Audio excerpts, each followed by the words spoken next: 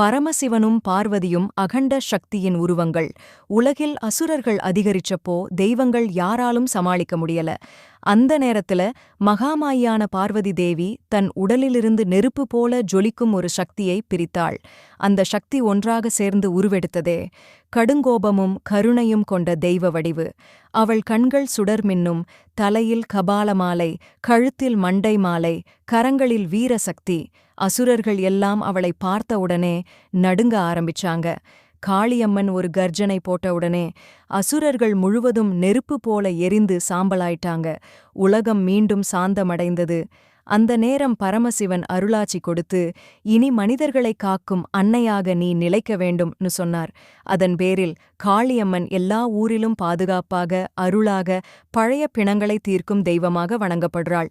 காளியம்மன் கோபத்திலும் கருணையிலும் பிறந்த அருள்மிகு அன்னை. சப்ஸ்கிரைப் பண்ணி ஆதரவு தாருங்க. காளியம்மன் மீது உங்க நம்பிக்கை இருந்தா ஒரு லைக் பண்ணுங்க. நீங்க எந்த ஊருன்னு மறக்காம காமெண்ட்ல சொல்லுங்க.